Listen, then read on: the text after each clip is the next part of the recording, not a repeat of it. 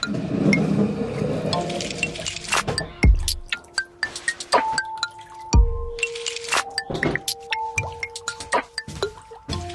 up?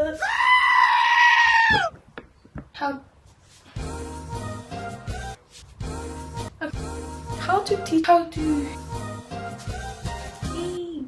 so how to teach yourself how to dance. It's something that I was not really born with. Bruh. I don't know if you could be born with it though. And anyway, I was not. And it took me lots of it took me lots of years. It took me lots of years to actually see myself and think that, wow, that dancing is good. I really wanted lots of guidance back then. I really wanted to hear from other people that, you know, you could learn how to dance. That's why I did the progress video, because I always searched for progress videos to see that you could actually improve if you do it often. And yeah, you could actually improve if you do it often. So yeah, this video is about that. So before anything else, I would like to point out that the main point is still to be very consistent with it. You have to do it a lot. So I'm gonna show you. Maybe, you know, just maybe they will work for you too. I have a new anklet. What the hell? The pink one. Yeah.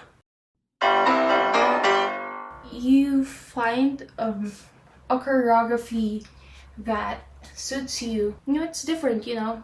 Maybe you could try with a hard one if you really feel like doing it. But for me, I started with simple choreographies. You know, 1 million dance studios YouTube channel. They have lots of dances in there, and they have this really easy ones. No, they could still feel a little difficult, but it could be it's a good start. And then next there are the beginner choreographies, and then there are the learners choreographies.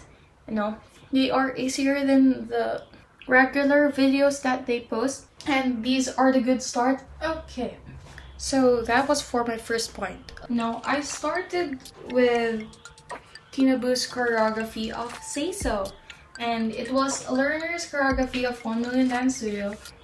Yeah, I don't think you would actually forget the first choreography that you did, because I learned that for such a long time.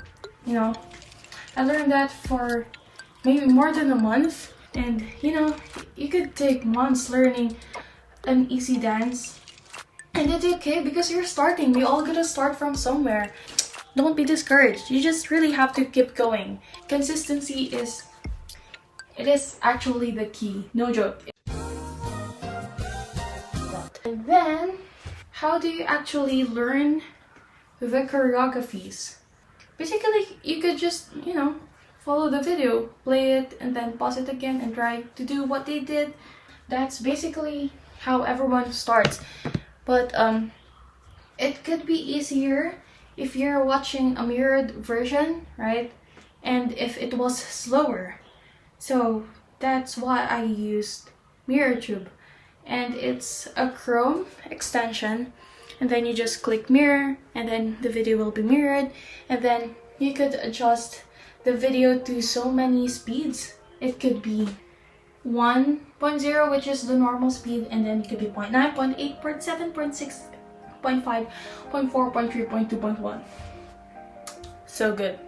And then I actually really used the 0.1 so that I could really, you know, see what they were actually doing, you know, in the dances, like the specific details.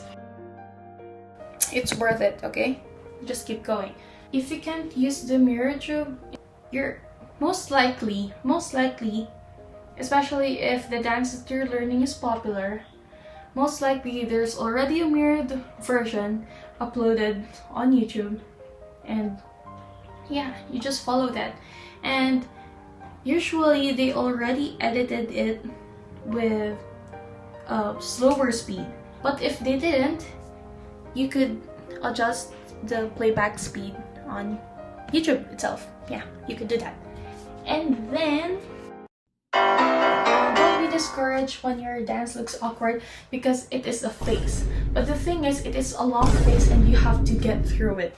Okay, it's a really long phase, and you know when you dance in front of a mirror, like it looks really good, it feels really good, and then you record yourself and it's such a mess. And that's normal. It's a phase. Bruh. It's a phase. Bruh. And you have to accept that and you have to go through it. I'm sorry. But there are some things that you could do so that it won't be as awkward. But it will still take lots of time, okay? Lots of practice so that it won't be awkward. For example, you could pay attention if you're actually on beat. Like, if you're actually on beat, you know? If you're on beat. You could pay attention if you're breathing. After dances, you're so out of breath, maybe you forgot to breathe.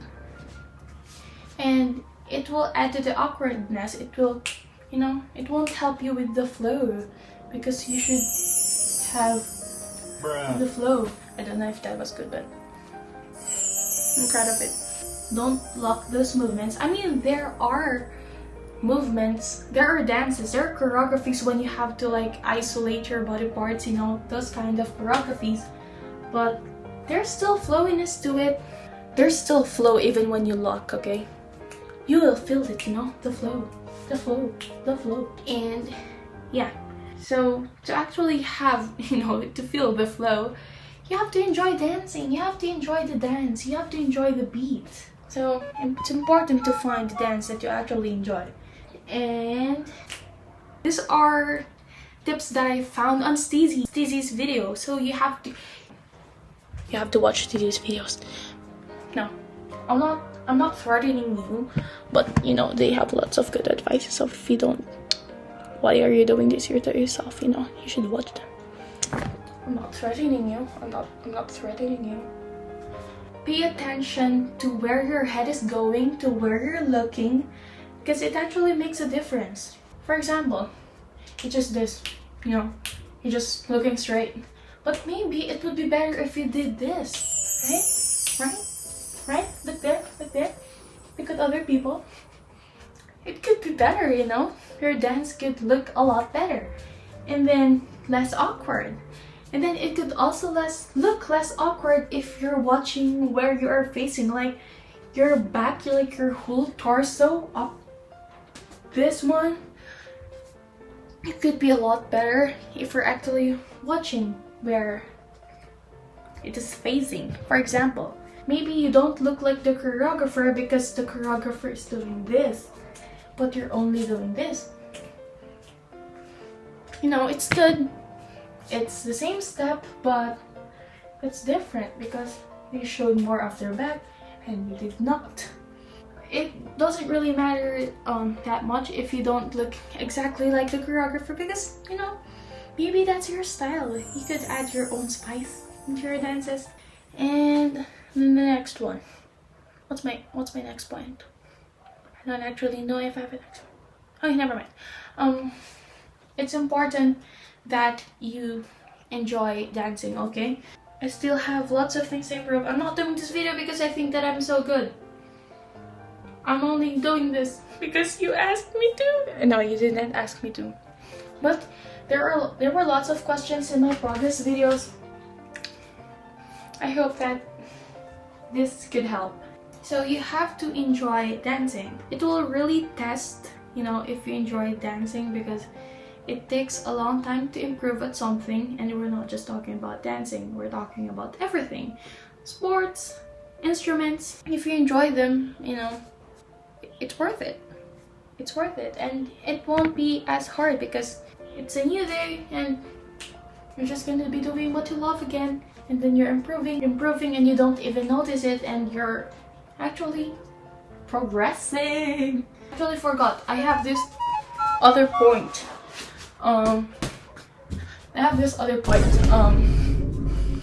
It's good to have another form of exercise outside dancing. Dancing itself is an exercise. This is also from Stizzy. It's good to have another type of exercise. I think it's for your, I don't know, but when I actually started doing other workouts, my body just executed the dances better. Like there was more force into it, and then I was not out of breath as much, and my body wasn't as much sore. Those things would help. It doesn't mean that if you do all these things that I said that you're gonna be better in dancing, but most likely, yes, most likely, and it will be different for everyone. You really just have to start and you have to keep going. I hope that you guys continue dancing and dancing, because dancing is fun. No, keep dancing. Lots of love. Keep dancing. Bye.